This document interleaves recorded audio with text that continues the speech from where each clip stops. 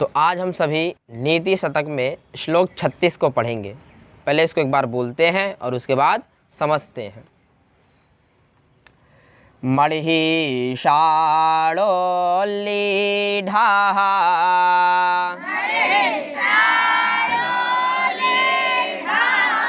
समरविजयी हेति दलितो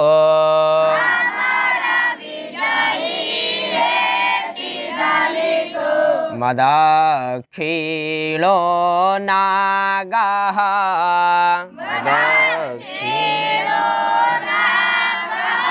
शरदि सरितः श्यानपुलिनाः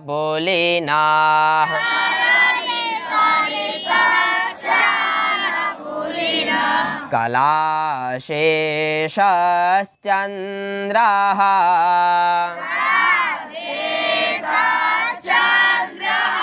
सुरतमृदिता बालवनिता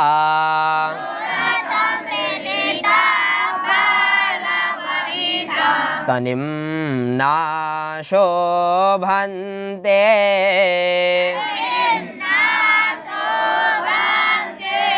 गलितविभवाश्चार्थेषु जनाः।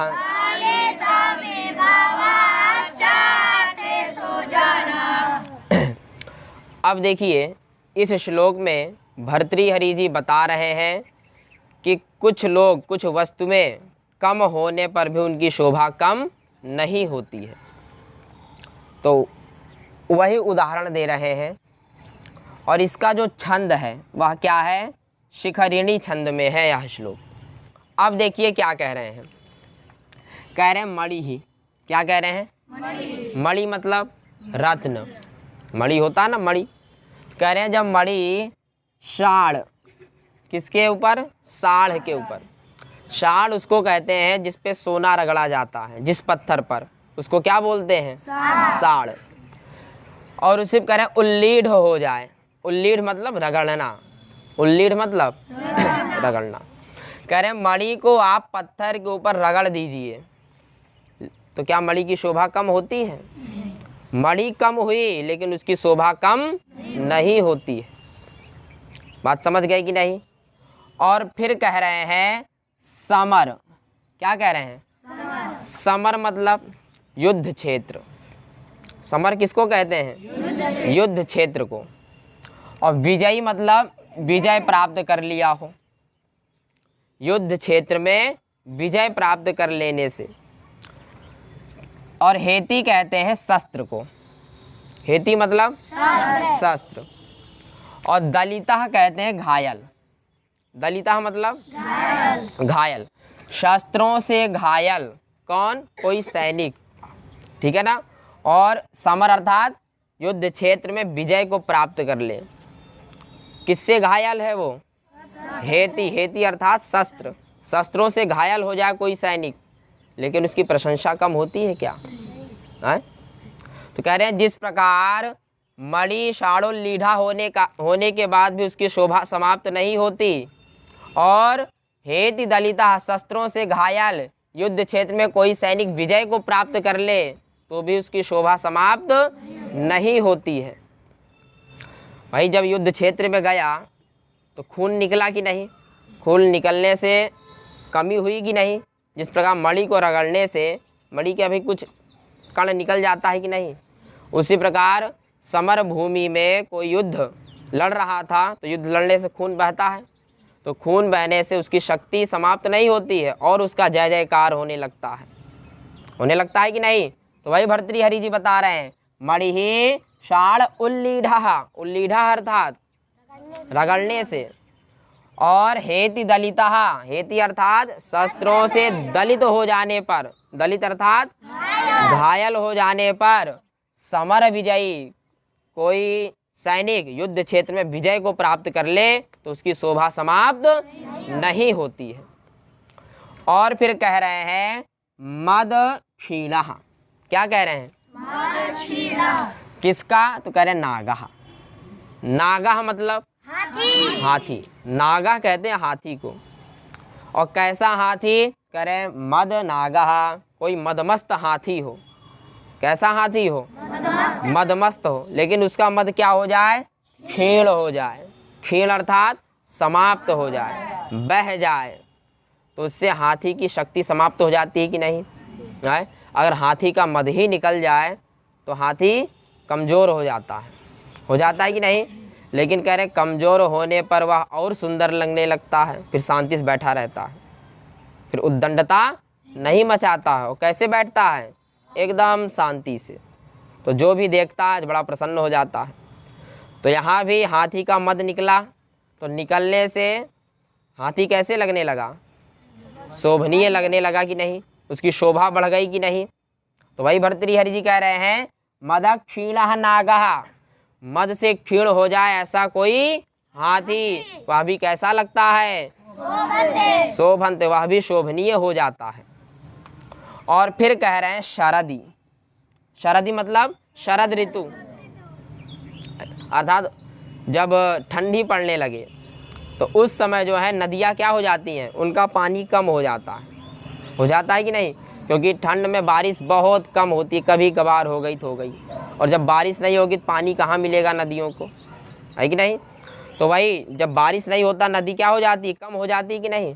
तो वही कह रहे हैं शरद अर्थात शरद ऋतु में सरिता अर्थात नदी। सरिता मतलब जो नदियाँ हैं उनका जो श्यान है, श्यान मतलब सूख जाती है। श्यान मतलब क्या? तो पुलिनाहा, पुलिन कहते हैं तट को, पुलिन मतलब तट।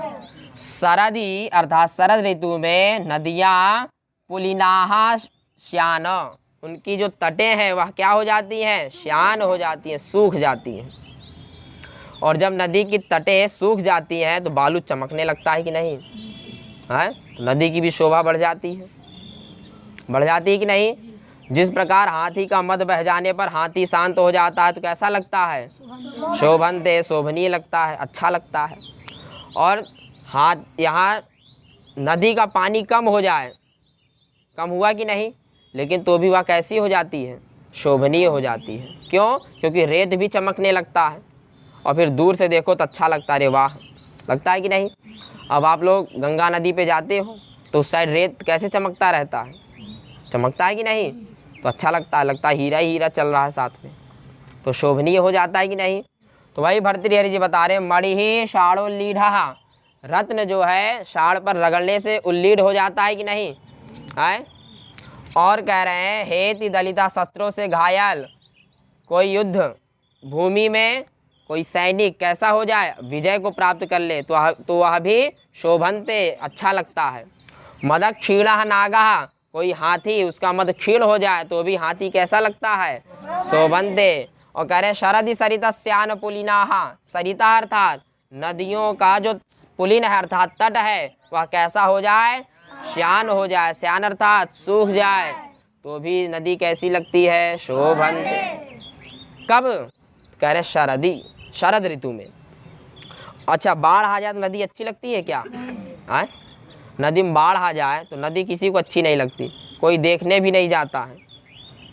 कब देखने जाते? जब पानी कम हो, मस्त बह रहा हो, लहर अच्छी जा रही हो, तब अच्छा लगता है कि नहीं? तो भर्तृहरि जी बता रहे ये सब चीज़ कम हो जाए तो भी इनकी शोभा कम नहीं होती। और फिर तीसरी लाइन में कह रहे हैं कलाशेषः चंद्रः।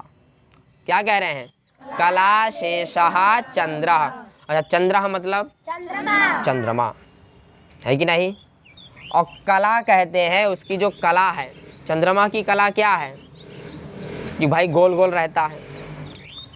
चंद्रः अर्थात चंद्रमा, है कि नहीं? कह रहे भैया चंद्रमा भी सुंदर लगने लगता है। कब? कह रहे जब कलाशेषः हो तब। क्या हो? कलाशेषः, एकमात्र शेष रहे चंद्रमा। कैसा रहे? आप देखिए चंद्रमा जब एकदम पतला हो जाता है, कैसा हो जाता है? एकदम पतला हो जाए तब चंद्रमा एकदम सुंदर लगता है कि नहीं? आप शंकर भगवान की कोई सी भी फोटो देख लीजिए, उसमें आपको पूरा चंद्रमा नहीं दिखेगा। क्यों? क्योंकि चंद्रमा की शोभा तभी है जब चंद्रमा कैसा हो? अर्ध हो। कैसा हो, एकमात्र अवशिष्ट चंद्रमा हो। तो चंद्रमा भी कम हुआ लेकिन उसकी शोभा कम नहीं होती। वही भर्तृहरि जी कह रहे हैं, क्या कह रहे हैं, कला शेषस चंद्र, एक कला मात्र शेष रहने पर चंद्रमा की शोभा समाप्त नहीं होती। समझ गए कि नहीं, कला अर्थात कला और शेष अर्थात रहने पर। एक कला मात्र शेष रहे चंद्रमा की, अर्थात एक पतला सा चंद्रमा भी कैसा लगता है, शोभनते। अब वही किसी फोटो में शंकर जी के साथ पूरा चंद्रमा गोल सा रख दें, आदमी समझ नहीं पाएगा कौन है ये, कि समझ जाएगा, नहीं समझेगा, उसको लगेगा चक्र पीछे जहाँ आगे आ गया, है कि नहीं। लेकिन जब चंद्रमा एकदम पतली धार में होता तो कैसा लगता है, शोभनते होता है कि नहीं। तो वही कह रहे हैं, कला शेषस चंद्रा, चंद्रमा की शोभा तभी बढ़ती है। और फिर कह रहे हैं सुरत मृदिता, कौन, तो बाल वनिता। बाल वनिता उसको कहते हैं नई नवेली दुल्हन को। बाल वनिता मतलब कोई नई नवेली दुल्हन हो और क्या हो, सुरत मृदिता हो जाए। क्या हो जाए, सुरत मृदिता मतलब वो अपने पति के साथ संभोग करे। क्या करे, संभोग। तो संभोग करने से पत्नी जो है, पत्नी की शक्ति थोड़ी क्षीण हो जाती है, लेकिन पत्नी की सुंदरता समाप्त नहीं होती है, उसकी सुंदरता और चमक उठती है। कब, सुरत मृदिता, रति क्रीड़ा होने पर, है कि नहीं। किसकी, बाल वनिता। तो भर्तृहरि जी कह रहे हैं जिस प्रकार बाल वनिता का, नई नवेली दुल्हन का अपने पति के साथ रति क्रीड़ा करे वो, तो उसका चेहरा और खिल उठता है। क्या हो जाता है, खिल उठता है कि नहीं। तो देखिए वहाँ भी है कि नहीं, जैसे चंद्रमा जो है कला शेष हुआ, तो रति क्रीड़ा में भी जो नई नवेली दुल्हन है वह भी थोड़ा थक जाती है, लेकिन उसका चेहरा और चमकने लगता है, तो अभी शोभनते हो जाती है कि नहीं। तो भर्तृहरि देखिए कितना उदाहरण दिए। पहले बोले मणि ही शाड़ो लीढ़ा, रत्न जो है शाड़ पर रगड़ने से कैसा हो जाता है, शोभनते।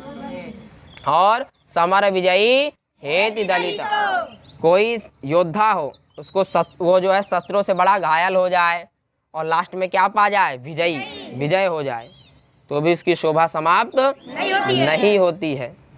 और फिर कह रहे हैं मद क्षीणो नागा, नागा अर्थात हाथी, कोई हाथी हो और वह क्या हो जाए, मद क्षीण, मद से क्षीण हो जाए, लेकिन उसकी शोभा समाप्त नहीं होती। क्यों, क्योंकि भी बहुत सीधा हो जाता है, वो हो जाता है कि नहीं, बच्चे भी फिर उसको खिलाने लगते हैं। बात समझे कि नहीं, इसलिए वह शोभनते हो जाता है। और फिर कह रहे हैं शरदी, शरदी अर्थात शरद ऋतु में।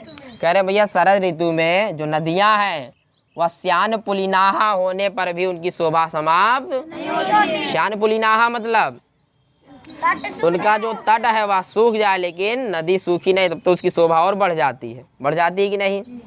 और फिर कह रहे हैं कलाशेषस चंद्र, चंद्र अर्थात चंद्रमा कलाशेष हो जाए। कलाशेष मतलब एकमात्र कला रहे, अर्थात पतला सा चंद्रमा भी कैसा लगता है, उसका पूरा शरीर क्षीण हुआ कि नहीं, लेकिन तो भी उसकी शोभा समाप्त नहीं होती। आप किसी पुस्तक में देख लीजिएगा, कहीं भी आपको पूरा चंद्रमा बना नहीं दिखेगा। कैसा चंद्रमा दिखेगा, कलाशेष, एकमात्र कला रहेगी उसमें, अर्थात पतला चंद्रमा। तो अभी कैसा होता है। और फिर कह रहे हैं बाल वनिता सुरत मृदिता, जो नई नवेली दुल्हन है वह जब सुरत मृदिता हो जाती है रति क्रीड़ा में, वह और चमकने लगती है। बात समझे कि नहीं।